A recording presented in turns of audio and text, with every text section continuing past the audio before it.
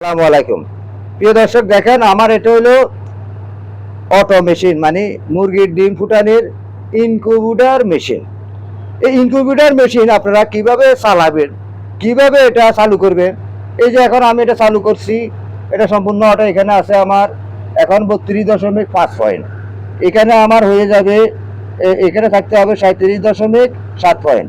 আর প্রিয় দর্শক দেখেন নিচে আছে আপনার 37.8 পয়েন্ট, কারণ এখানে অটো, এটা হলো অটো। আর এখানে উপরে যদি 37.8 পয়েন্ট হয় তাহলে মেশিনটা নিজে নিজে অফ হয়ে যাবে।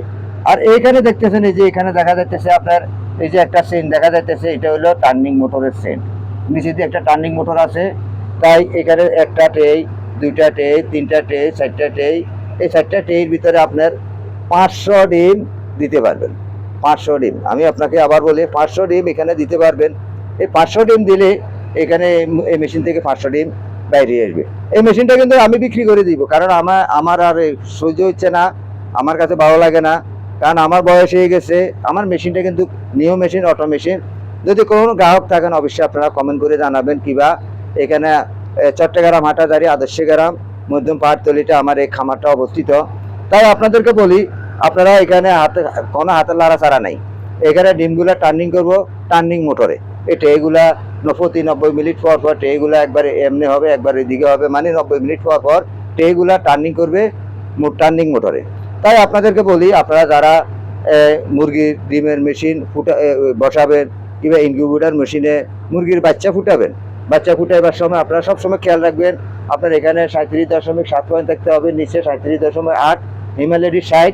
যখন মুরগির বাচ্চা আপনার বাইরে আসবে কিংবা 18-19 দিনের দিন, তখন আপনি হিমালয়েডি করতে হবে। এটা হিমালয়েডির সাইডে করতে হবে আপনার 70 থেকে 75, উপরে 70 থেকে 75 হয়ে যাবে। আর আপনার তাপমাত্রা ঠিকই পরিমাণে থাকবে। তাহলে আপনার বর্তমানে আপনার এই 60 থাকতে হবে আপনার 17 থেকে 18 দিন পর্যন্ত। 18 দিনের দিন আপনি 70 থেকে 75 করে দেবেন, কারণ ডিমের খোসাগুলো যখন নরম হবে তখন বাচ্চাগুলা অনায়াসে বাইরে আসবে। তাই প্রিয় দর্শক, আশা করি আপনারা বুঝতে পারতেছেন। আর ভিতরে যে লাইটগুলো জ্বলতেছে, একটা লাইট 60 ওয়ারি এবং কি একটা ফ্যান চলতেছে।